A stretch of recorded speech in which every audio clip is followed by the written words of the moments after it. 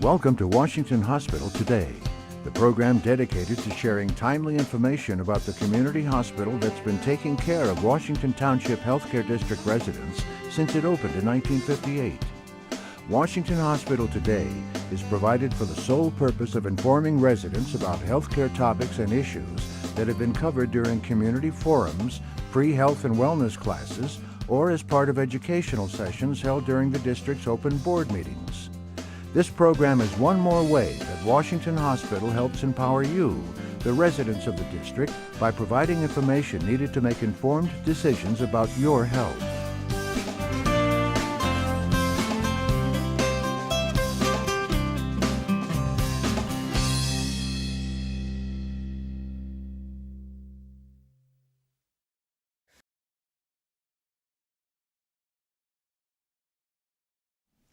Our guest speaker today is Nicola Ehrenberg. She's an RN. Nikki has been a kidney transplant nurse for 5 years. She's worked with organ donations as an organ procurement transplant coordinator for 8 years. She's originally from England and has lived here in the United States for 13 years. Please welcome Nikki Ehrenberg. Good afternoon, everybody. I hope you can hear me. Excuse the accent, as Paulette said, I'm from England originally, but I've been here for a little while, so I probably still sound quite odd. So if there's any words that I use, they're probably referencing to England. So if you have, if there's any words I use that you don't understand, please just raise your hand and say, Nikki, you're talking nonsense, and explain it to us again, okay? My children do it to me all the time. Let's see if I can get this to work. Okay, so who's this strange lady? Again, my name is Nikki. I've been in transplant for a number of years. This is really my home. I think that everywhere you work, you feel is the right place, and transplant is definitely my home. I've worked with organ donors for 8 years prior to being a transplant nurse, and as Paulette said, I've been with kidney transplant for the last 5 years. I previously worked for UC Davis, and currently I work for UCSF. Okay, so when it comes to patients who have kidney failure, as the failure progresses and as the kidneys decline in function, we need to medically treat you, and the different options that you have when it comes to treating that failure is to go on hemodialysis, where they dialyze your blood through machines to get rid of those toxicities and the additional fluids. Peritoneal dialysis, where a catheter is inserted into your tummy so that we can exchange some fluid in and out to get rid of those toxicities as well. And then the third option is kidney transplant. Now, the reason why I'm here to promote transplant is to emphasize what Dr. Umeno was saying, that it really does improve your lifespan and it improves the quality of life, because both peritoneal dialysis and hemodialysis impact your life in different ways. When it's in center, you have to go to a dialysis unit 3 times a week for possibly 3 hours at a time. So that takes up a large amount of time in your life where you could be doing different things. PD, you have the luxury of being at home. However, you're more constrained to being at home because there's a lot of supplies, etc. That if you go on vacation, at least you can go on vacation, but you have to take all of these supplies with you. Okay. Now, the treatment of your kidney failure is really dependent on your health and your history status. So my advice to all of the patients that I see is to get referred early and quickly so that we can, or any transplant centre can evaluate you early and quickly so that we can determine if you're a good candidate for transplant, because not everybody is. Now, how to start the process of getting on the transplant waiting list? First of all, you have to have a referral. Patients can call transplant centres themselves. They can contact the kidney transplant department and say, I'd like to refer myself. Sometimes nephrologists can initiate that referral. Social workers in dialysis can initiate that referral. There's a little caveat that if you're with Kaiser, your Kaiser case managers have to refer you. Okay, so when we're talking about getting from referral point to getting on the transplant list, what obviously has to happen at the beginning is we have to receive a referral. Then we bring you in for an assessment. On that assessment day, you're seen by the doctor, the nurse, the social worker, and at our facility, you're also counselled by a financial coordinator as well.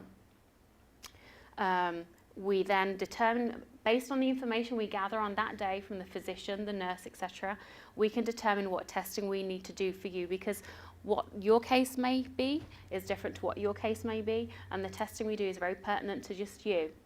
the cause of your kidney failure, the medical history that you have. So once we've gone through the assessment, then we do some blood work, various other testings, and then at that point we can hopefully get you listed, okay? Once you're listed, it's a case of waiting for that available kidney to become available. Now, while you're on the waiting list, it is very, very important that you maintain your health. You follow the directions of your physician, your dialysis if you've started dialysis yet, your medications, because the best indicator of future behaviour is past behaviour. So compliance is also something that we assess on patients on an ongoing basis. Once you get placed on the waiting list, your name is put into the system held by UNOS, the United Network of Organ Sharing. So your name is just collected into a database with your lab results, your name, etc. The way that we give kidneys out, basically a kidney that you would receive has to be compatible to you. We all have different blood groups, and we'll review that in just a moment, but it has to be of a blood group that is compatible with you. Now, how long you're going to have to wait for a kidney is really dependent. Some centres have longer waiting times. Some blood groups tend to have to wait a little longer just because of the compatibility issues.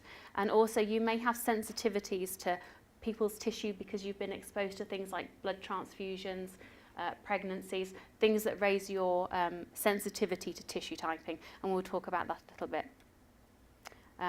Again, while you wait, be sure that you remain physical, because obviously being physical is going to keep your blood pumping and keep you nice and healthy, whereas when we become sedentary, it's not good for our bodies to keep going that way, okay?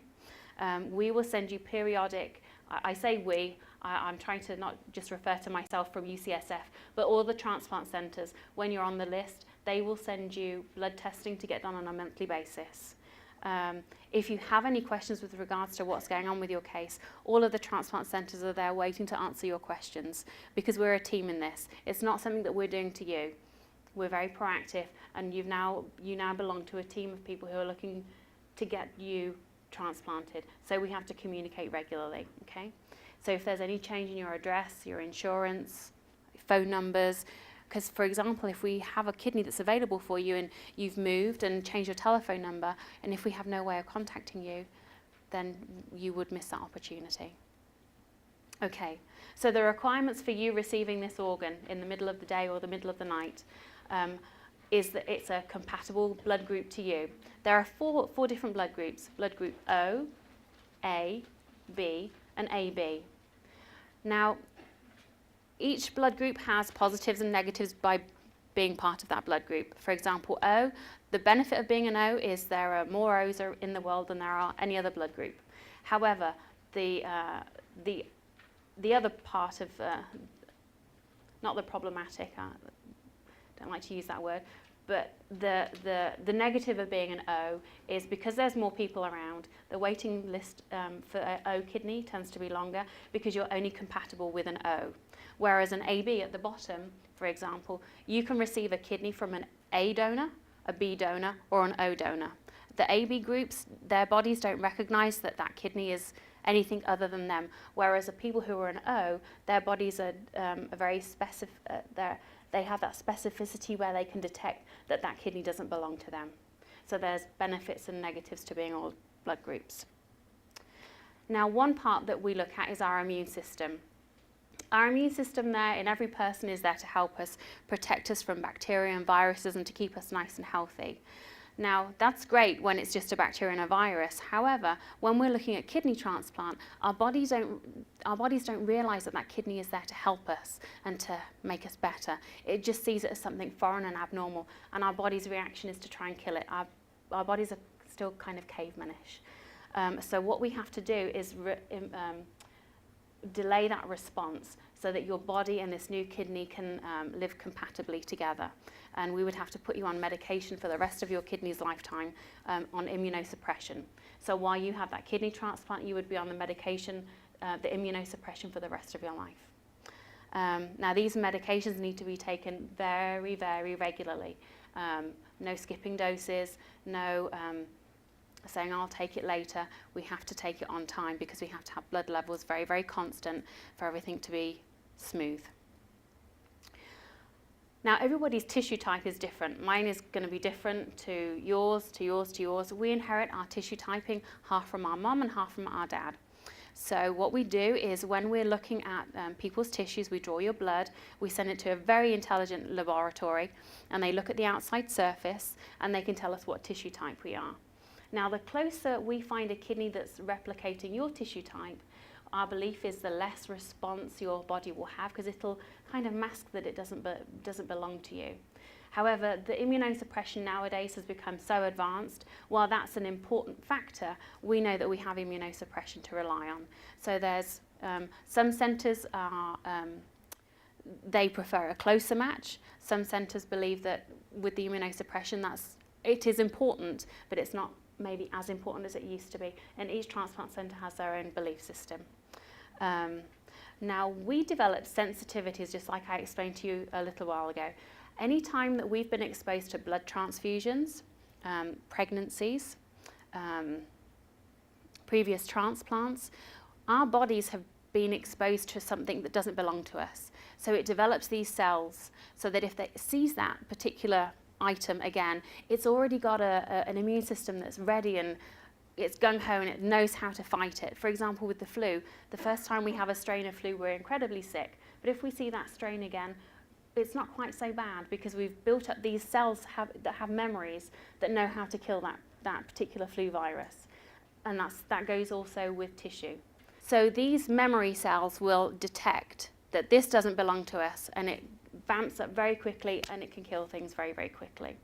So for example, I have 2 children, I've had multiple blood transfusions from accidents in the past, so I would have sensitivities to those tissues that I've been exposed to before, even when it comes to pregnancy, because half of my children are from their father, so they're not all me, and that's why I have antigens to that. Okay. One of the other requirements that we have for this organ to be transplanted into you, not only is it a compatible blood group, but also that there is what we call cross-match. So what we do is we take a sample of blood from you and a sample of blood from the organ donor. We mix it together in the laboratory to make sure that it, in essence, doesn't stick and that it's cross-match compatible. If it gets sticky and gloopy, and we know that's not a good transplant for you to have, that you would end up having a rejection from that kidney. So before we transplant it into you, we do that cross-match. Okay, so let's talk about types of transplant. I like to always start with living donation because there is such a shortage of organ donors that really the quickest way to get a transplant nowadays is to find someone who is alive and well and healthy who would donate a kidney to you, okay? These kidneys typically provide you with the best quality kidney and also the shortest waiting time.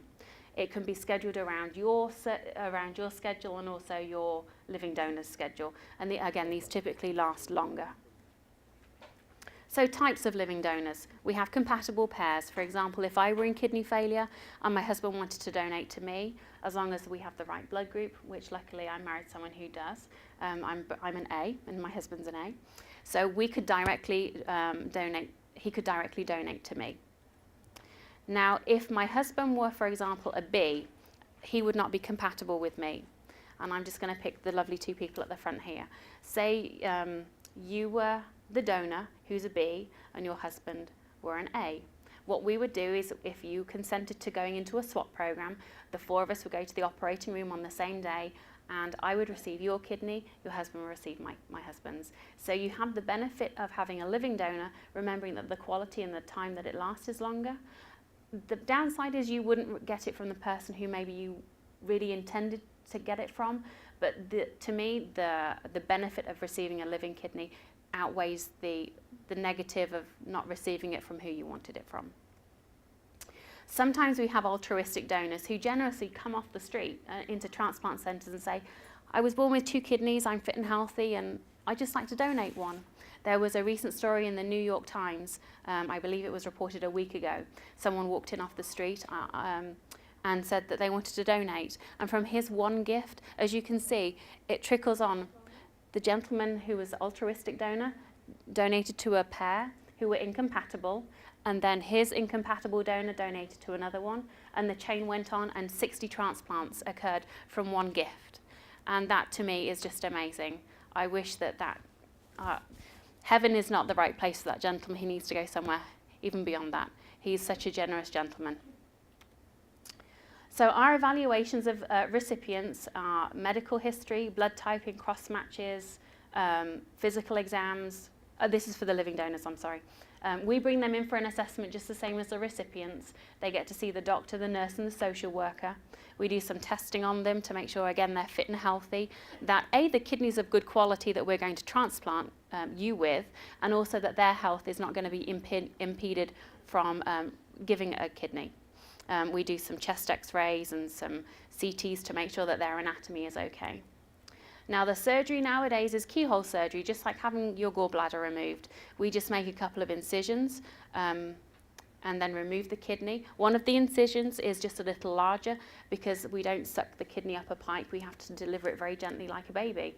So one of the incisions is a little larger, and then we remove it with its appropriate plumbing, blood supply to the kidney and a vein to take it away, and a pipe to take the urine to the bladder. I make it sound very simplistic, and I'm sure the surgeons wouldn't appreciate that. They're very, very good gentlemen, and they're very talented, something that I couldn't do. So this is essentially what a living donor looks like after surgery. I always like these band-aids, I think they're cool. So the living donor only stays in the hospital for about 2 to 4 days. They get to the hospital, the surgery is performed on the same day. They go to a specialised unit for follow-up. They stay 2 to 4 days, and then they get discharged home. And as long as they're eating, they're drinking, and they're passing urine, and they're not in any pain, then they can go home. Now, follow-up for them, we like to just monitor them for a little while after discharge just to make sure that they're doing okay. They will need to have a primary care physician check in with them on a yearly basis to make sure that their blood pressure and their urine is fine, just to make sure that there are no complications from the transplant, from recovering the kidney for transplant. Complications with any surgery that is ever performed, there is always the risk of complications. With living donors, there's a risk of infection. Sometimes they may need a blood transfusion if they have excessive bleeding in the operating room. Sometimes some hernias may occur. Again, these are statistics that are very, as you can see, they're really not that high. Sometimes patients have incidents of hypertension afterwards in later life. And the result of kidney disease from being a living donor is very, very rare. Again, I always like to emphasize living donation first because, as I said before, the wait list is very, very long. Now, when it comes to deceased donors, these are incredibly special people. A, that somebody has given the gift of life in the most traumatic time of losing their loved one, that they can see beyond that and think of others. But these are very, very special patients. Not everybody can be a deceased donor. They have to die in a very specific mechanism by brain death. And most people who pass away, it's usually because their hearts have stopped. So there is only a select group of patients who can do this.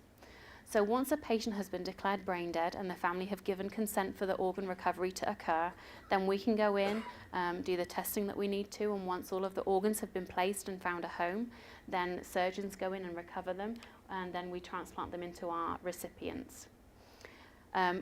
Organs are split into different categories. There's a standard criteria kidney, which is from anybody who is under the age of 50 to 60.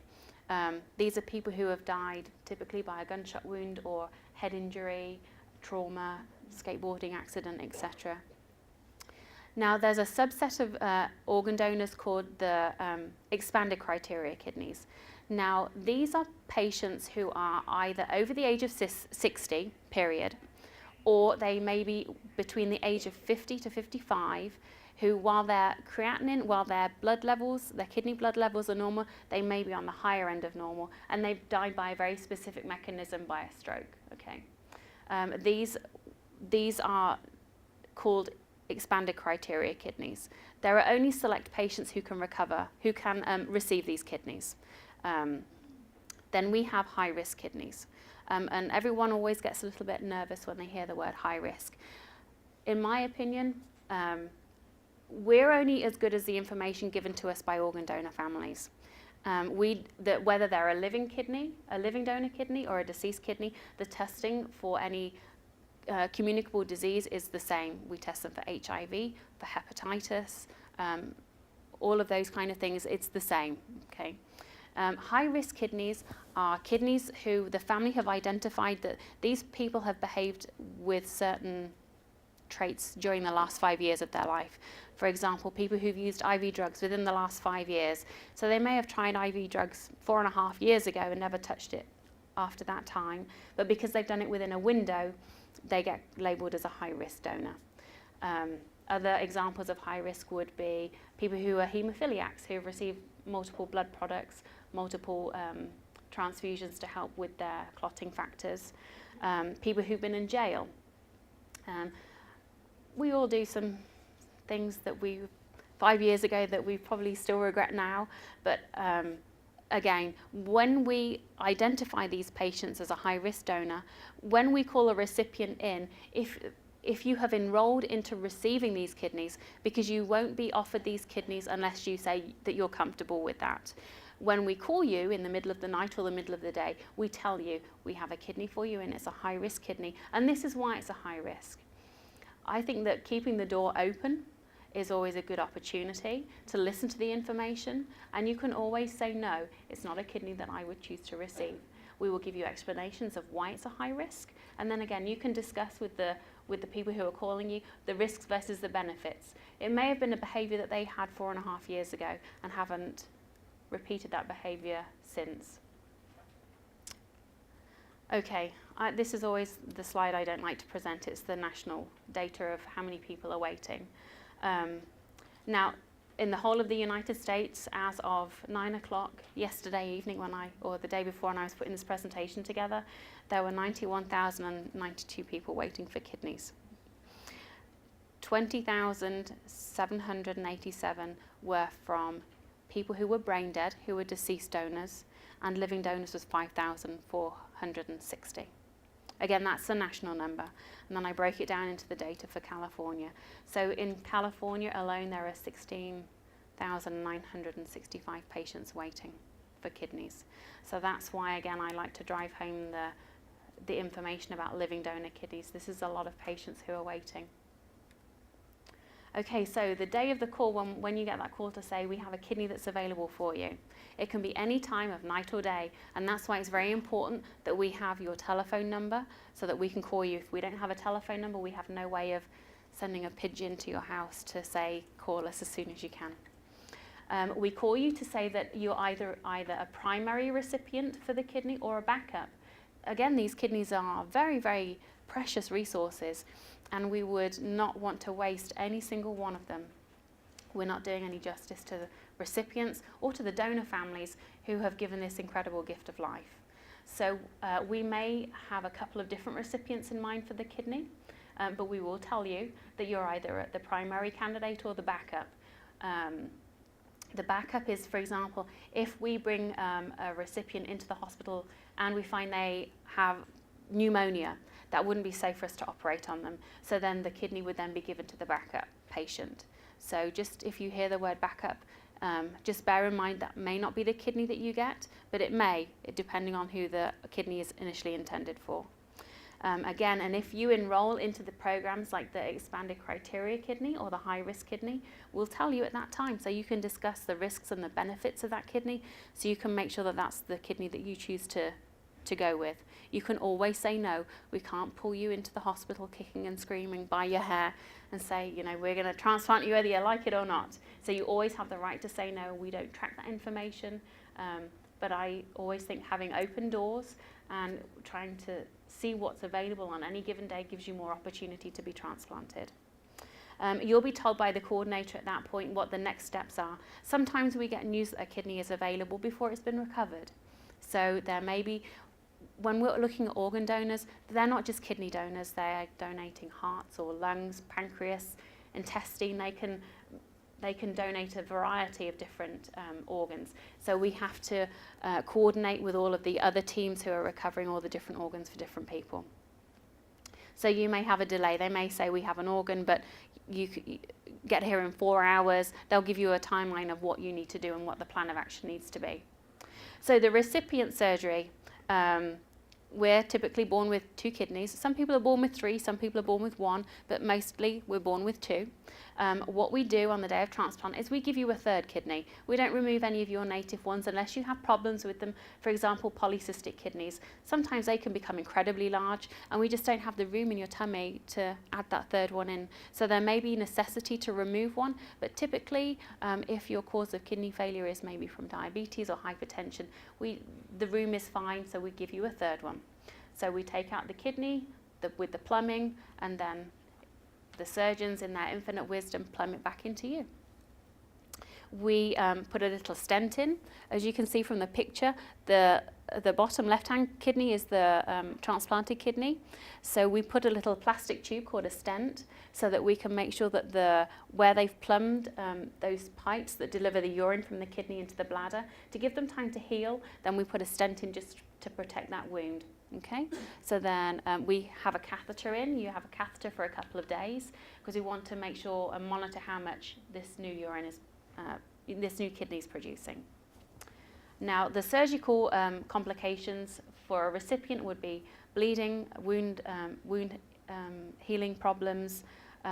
Sometimes there may be some issues with circulation of blood to the kidney and possibly some urine delivery problems, but that's why we put the stent in. We monitor you on a very special unit who's used to doing transplants, kidney transplants, and they're very, very highly trained on what to look for and when to call the physicians. The hospital day, the surgery itself takes about 3 to 4 hours. Again, you're recovering on a transplant floor. Your hospital stay is anywhere between 3 to 7 days. The catheter stays in between 2 to 7, depending on how well this new kidney's functioning. And then we start you on the immunosuppression immediately. Sometimes we even start you with an infusion in the operating room. And you get discharged once you're well enough, once the urine is being produced enough, once we know this kidney's functioning well enough, once you're eating, drinking, and you're not in any pain. Potential medical problems. The first one is rejection. We do everything we can do to find the right kidney for you with the right medication regime. There is no guarantee. I was with a patient a week ago whose kidney's been functioning for him over 20 years. However, there are cases that I've heard of where kidneys may not function that long.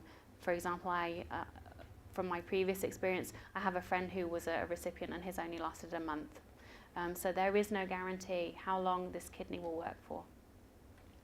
Other problems would be possibly infection from the wound, some high blood pressure, diabetes. Sometimes the kidneys can be sleepy, especially when we're receiving a kidney from somebody who has passed away, who's brain dead. And for example, we take kidneys that may come in from Arizona. So they've been sitting on ice while they're being transported to us. Sometimes they're a little sleepy. Sometimes some patients require some dialysis after the transplant, just to give that kidney a little bit of time to wake up. And then once it wakes up, then our hope is that it's going to wake up quickly and it'll start producing urine quickly. And then one of the side effects potentially would be developing some form of skin cancer from the immunosuppression. But there are things that you can do that would minimize that risk. For example, stay out of the sun when it's very, very hot. Use the highest factor suntan cream you can, especially on the tops of your ears and your nose, and maybe wearing a hat. Now, the anti-rejection medications, as I said to you, and I've underlined it bold in red, you have to take these for as long as a kidney transplant is there. That is super important because we have to have a good baseline in your blood to make sure that your body doesn't realize that that kidney doesn't belong to you and start to kill it, and that there isn't too much of the immunosuppression, because if there's too much, that can damage the kidney as well. So it's a very, very fine balancing system. Other medications that you would need to take initially would be some antibiotics, some antifungal, some ulcer medication, because you are on a lot of medication afterwards initially. And then if you have any other diseases, for example, hypothyroidism, you may need to remain on that. If you have any other disease that's unrelated to your kidney and you're on medication for that, you would probably need to remain on those too. After the transplant, there's frequent visits to the transplant clinic, frequent labs, Again, taking your medicine properly. This is a constant message throughout. And then again, let the transplant centre let the transplant centre know if you're having any complications or problems or questions. Now, the first year of follow-up, for the first month, we like to see you at least 2 times a week. Then afterwards, once a week, then twice a month, and then once a month until you're about a year out. After the transplant, enjoy your new life.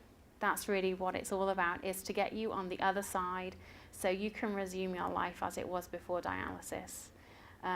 Become physically active, make sure that you remain physically active. You will be allowed to drive again. There may be some recuperation time. Of course, driving while you're on narcotics is not something you should be doing. We want you to go back to work. We want you to resume your life as you were before. Some patients, while they're on the waiting list, take the opportunity of going to vocational rehab for training so that they can enter into a different workforce. But we want you to enjoy your new life. Kidney transplant is more than an operation. It's building a relationship between the nurses and the doctors and you, because we're a team in this. And as I said before, this isn't something that's happening to you. This is something that's happening as a team. We have to do this together, because I can't pull you through this process. Patients have to be proactive and keep moving themselves, moving through this process.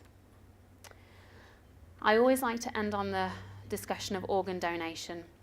Please speak to your families about organ donation and what you would like. Coming from an organ donor background, it's very stressful for families to have to make that decision when, for example, if I were to pass away. Luckily, I've spoken to my husband and I've already signed the registry to indicate my wishes, that I wish to be a full organ, tissue, eye, take whatever you like, give the gift of life to others. But talk to your family about that so that they don't have to make that decision for you. Relieve them of the pressure of having to make that decision. And that's the website you can go to indicate your wish to be an organ donor. DonateLifeCalifornia.org. Okay, questions? At what age is there a cutoff that you can donate, and also conversely that you can receive a kidney? When it comes to donating, there really is no specific, it's not like I look at a cookie cutter and say you're 69 and a half and no. Granted, when you become a little older, we have to assess not just your age but your function and your body function to make sure that you have no problems to donate. I'm just trying to think of a scenario that I could share with you. There is, as I say, there's no typical age. It's really looking at medical history rather than age. Now, a 92-year-old kidney may be a little too old. I'm just thinking of my grandma. I probably wouldn't want her kidney, God bless her, because her kidney function's not too good. But there's really no cookie cutter on age. We really assess medical health, how you're doing, and that's for the living donor. And again, with the recipient, we look at how well the recipient is. We've transplanted patients in their 70s because they've been in fantastic health. They're probably fitter than me.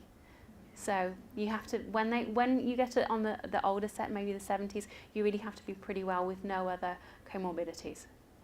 Some centers require that you start dialysis before transplant. To get onto the waiting list, your GFR, which is the percentage of your kidney, how much it functions, your GFR has to get on the active waiting list to be below 20. Now, some patients who have a GFR of 20 aren't on dialysis just yet, and they can sustain for a little while with a GFR of, I have a patient whose GFR is 13 and hasn't started dialysis. So to be active on the waiting list, it's your GFR number. I have a son who's 22 years old. He has IgA nephropathy on both kidneys. Okay. My question is, on the slide that you showed, you need the 2 kidneys in there and put the transplanted kidney in. In his case, would that be the same, knowing that there's IgA in both kidneys? Wouldn't it attack Sometimes there is reoccurrence of diseases when we transplant the kidney. So what we would do is do a medical assessment of him and his levels to see what's going on with his kidneys, and we would assess that at the time to figure out what we need to do to make sure that he's as healthy as possible and the best plan is put into place. Some of my patients ask about getting a transplant from a patient or a live donor or a dead donor in another country. And I know there's what we call transplant tourism, and the WHO and other several countries have made a decision not to allow this legally. Can you comment on that? Oh, the other question as a corollary to this is they ask me, what if they get a transplant from another country? Would the local transplant centers follow them? I'm just trying to think of certain experiences I've had with cases. The problem is not necessarily the transplant centres, but it's the you have to look at the insurance, and do insurance cover transplants out of country for the immunosuppression? Because as we know, the immunosuppression is what keeps the kidney, the transplanted kidney, going. From my experience, I would be reluctant to give a cold, fast answer to that, but it's not particularly advocated. There are countries that transplant who I'm unsure of what standards they have. Not to reflect that they have inferior standards. I don't know enough about their practices over there, but from my experience, it's not particularly advocated for because of the complications once returning to the United States and the insurance covering the immunosuppression medication. In heart problems, we have an artificial heart transplant.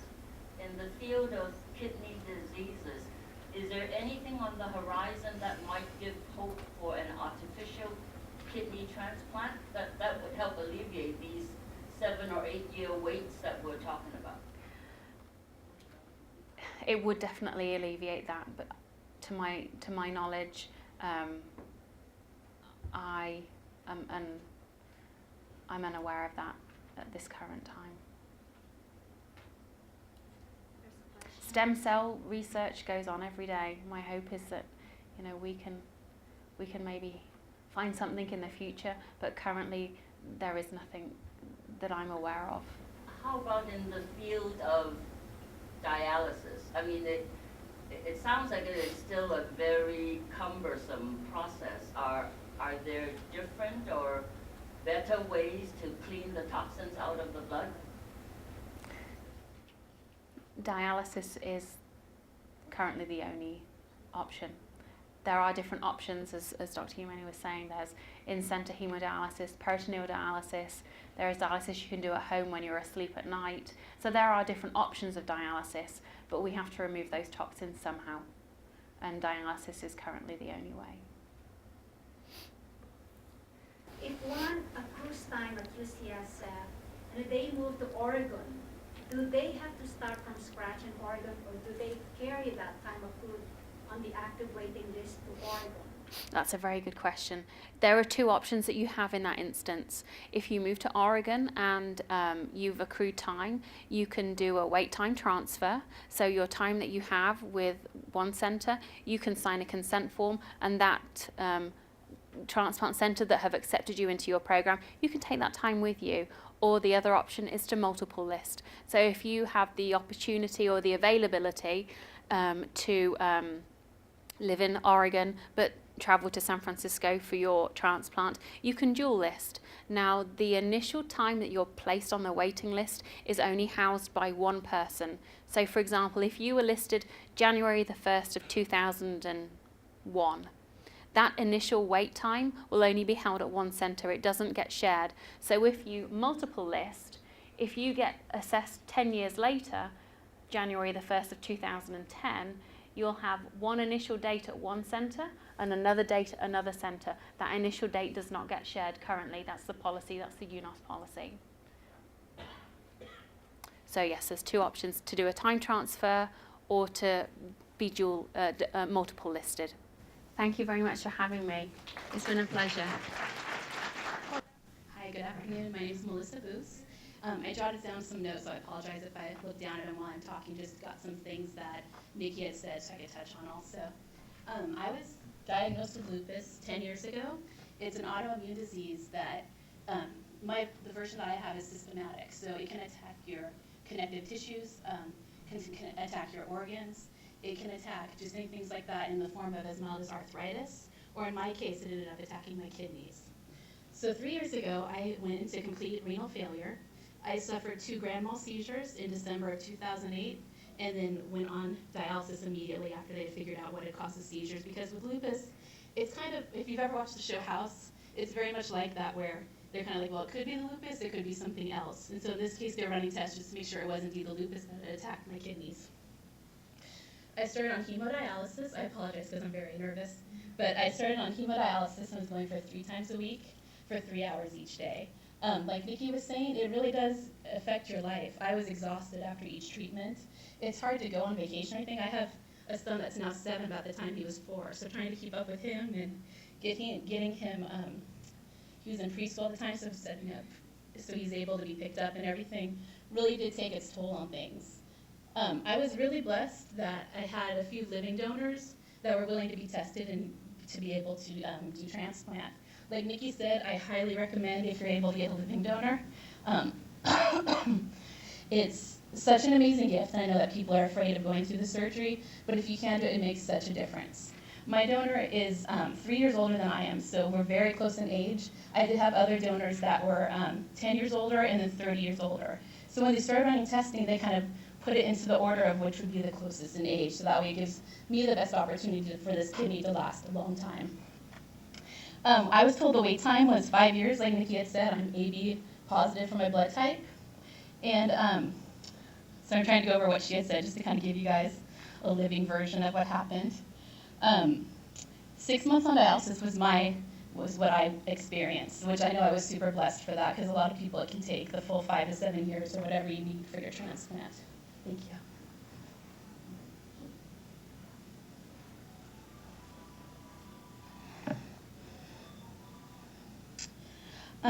For the testing, is everything Nikki had talked about. A lot of my blood tests ended up being taken during dialysis. I had a chest catheter, and so they were just able to pull those then instead of me having to go in and have those labs drawn at a specific place. And then there's just a few other things like mammograms and things like that that I had to do as well. The actual surgery was on July 17th, 2009. Like Nikki said, 3 to 4 hour surgery. My donor went in first. He's an amazing guy, obviously very blessed to have someone give you that amazing gift. Someone had asked the question about insurance or who pays for the living donor. My insurance completely covered it. He had absolutely no cost for that, so it's another great thing for them, so that way people are encouraged to be living donors. He went in first, and then I went in probably about 45 minutes to an hour after him. You go in, you think it's going to be this huge thing, they just wheel you in, they're kind of like, okay, are you ready for this? And yeah, I guess so, and then you're out, and it seems like a few minutes, you come back out.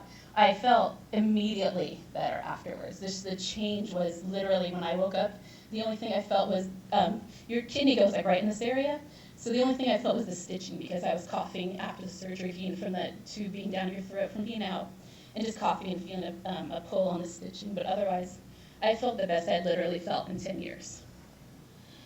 My living donor, he was great also. The donor has, they feel a little bit more tired than the recipient does, just because if you've been sick for so long, you obviously are going to feel better right away, whereas they might feel a little bit more tired, but it recovers right away. He's back to playing beach volleyball, plays indoor volleyball. He's a teacher, a music teacher, plays in different bands, and he's like nothing had ever happened.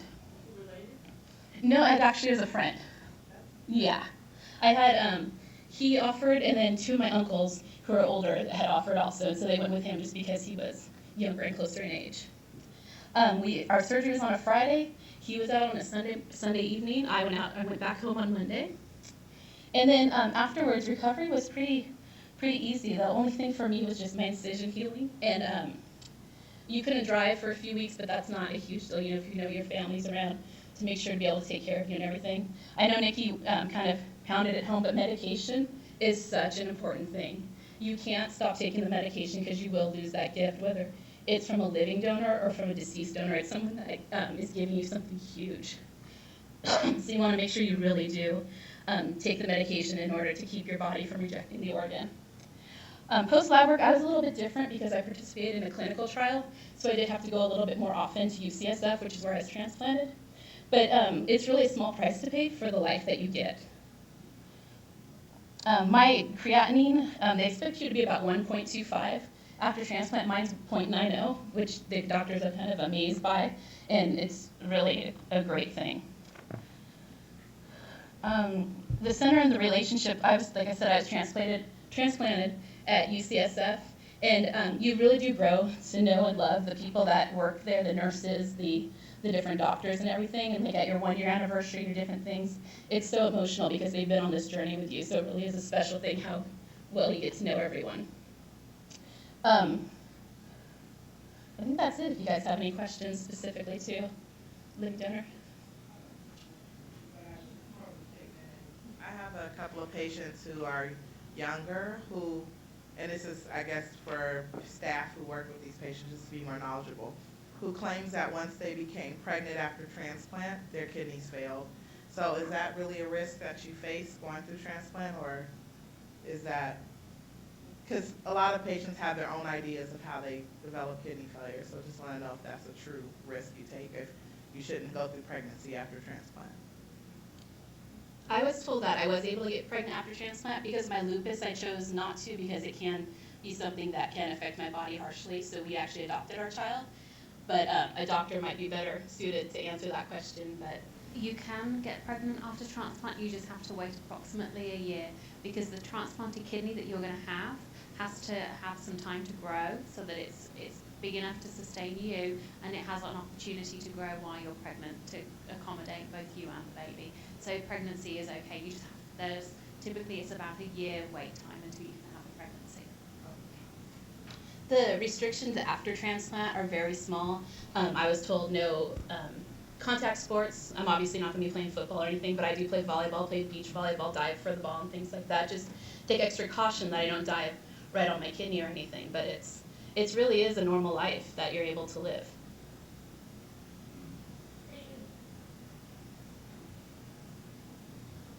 How are you affected by the autoimmune drugs? For me, I haven't had any difficulties with them. I have had to be on medication for my lupus anyways. That kind of tends to suppress your immune system. This is just a higher dosage of it. So I haven't had any problems with it. It's just, one of your regular routines. You get up in the morning, take it. Before you go to bed, take it also. Once you're transplanted and you're on the suppression medication, are you able to take any type of supplements in conjunction with that, or are you told no? They don't say specifically. What my rule for myself is always talk to my doctor just to be sure, because you don't want to lose that transplant to anything else. So just to be safe, I think it's best to always check with your doctor for anything. You'll get a lot of people that will tell you that, oh, this will take care of this and that'll take care of that. Always run it by your doctor first. One other thing, just while you guys are on or if anyone is on dialysis prior to getting a transplant, like Nikki was saying, make sure you stay as healthy as possible. When I was at the center, there'd be little things like people would get infections, and then they wouldn't be able to be transplanted if they did get the call, and just to see the devastation that they'll have to wait again. So just make sure you stay as healthy as possible. There's some things you can't prevent when you're getting sick, but just always try to stay on top of any medication you need to be on, taking care of yourself, eating well, following the diet that they give for you makes a huge difference. I was going to be starting peritoneal dialysis before I had the seizures, and if we had started earlier with just paying attention to diet and things like that, I think it could have given us a little bit more time in order to get onto peritoneal dialysis or to start chemo in the correct way instead of suffering from the seizures. Are there any more questions for Melissa? Melissa, that was excellent. Thank you. Thank you. Bravo. And Raphael? Well, my story is a little bit longer. I was diagnosed with end-stage kidney disease in 2002. I ended up in the emergency room because I had a nosebleed that they couldn't stop. And then, big surprise, next day, the nephrologist comes and tells me that my kidney stopped working and that I needed to go in dialysis. Okay, well, I didn't know. I probably didn't pay enough attention. I was traveling too much for work. And then maybe my blood pressure, the being with customers, the going out and all that, and I didn't pay enough attention. So I ended up in this situation. Fine. I went to hemodialysis for about 3 months. They put me a catheter. But then I was talking to the nurses, and was at Navita. And they basically gave me a lot of information about peritoneal dialysis. And then I kind of like it because it gives you a lot more freedom, as was told before. Hemodialysis, on the first day you feel great, the second day you don't feel that good, and on the third day when you go to have your hemodialysis, after the dialysis you're exhausted, you're extremely tired, they pull out a lot of water from your system, so it makes you very tired. So I said, well, I'm going to try peritoneal dialysis. I went through the training. This training is very important because you have to be extremely clean. You have to follow the direction, and as Nikki told before, this is a team effort. You have your nephrologist, you have the nurses, you have a lot of people that tell you what to do, and the thing to do is to follow it, because it really works. So I was in peritoneal, in hemo for 3 months, then I moved to peritoneal dialysis, and I followed the instructions. Yes, I had to go every night, connect to the machine. It's called a cycler. The cycler will do the job for you while you sleep, and you have to be extremely careful when you connect, when you disconnect. Have always hand cleaners next to you, so your hands are always clean. Cover your face with the mask and just follow the instructions. And with hemodialysis, basically you have a more stable life. You're never tired, you're never so exhausted, and the dialysis, the body is being cleaned continuously. I had to do what is called an exchange during the day, which I was able to do in my office. I would close the door, connect to a bag of fluid, takes about 30 minutes to do. I'll do it, and then I just throw away the old fluid, which comes actually kind of yellow because it's cleaning your system, and just keep going with my life. At the time, I had 2 children. One was about 10, the other one was 6, and I had a big reason to continue my life. So I kept going with this hemodialysis, and then I developed another problem. Since I was a child, I was told that I had a heart murmur. Well, this heart murmur became at one time, I started getting very dizzy and fainted 3 times. One time I fainted in a golf course. I kind of went up to climbed a little bit, and then I lost total control. I didn't know what was happening. Anyway, went to my heart doctor, and they ended up doing heart surgery while I was on dialysis. So I went back for a few days to hemodialysis, and the surgery went perfectly well. The nephrologists were able to control this was a little bit more difficult for them because it was not only the heart. They had to replace a valve. Actually, they were able to fix it. But also they have to control the fact that my kidneys were not working. But it went well. I went back, and the surgery really gave me a lot of energy again. And then one night I was called at 1 o'clock in the morning. I didn't leave my telephone by my night table. Luckily, my daughter, at the time she was 14, this happened on July 9, 2010. I got the call from UCSF, and they told me there is a kidney for you. You want to get it? Well, my daughter came up there really at midnight, and she was all excited. Oh, you do have a kidney for you. And they gave me instructions to be at the hospital by 5 o'clock in the morning. And after that, it's basically the same description that was given before. You go to the surgery, it takes about 3-4 hours. In my case, I received the kidney from a deceased donor. So I have what kidney called a sleepy kidney. So it took like a day to come back and start working. So I had 1 extra dialysis after the kidney was transplanted. And after that, it's been actually excellent. I had a few problems at the beginning because my blood pressure went too low, and I was feeling sometimes a little dizzy, and I couldn't walk very well. And then after the team of at UCSF figured that out, that they were giving me blood pressure medicine that was too much. They lowered it, and I became very stable. Actually, I was supposed to be out of work for about 3 months. I was out of work for only 2 months, and I've been basically doing the same things that I was doing before. I had a small problem because during the surgery, apparently there was some tissue on my urethra, and I have an issue about in December last year that the urethra closed, so they have to put me a catheter for the urine for about a week, and they told me it was due to the catheter that was there during transplant.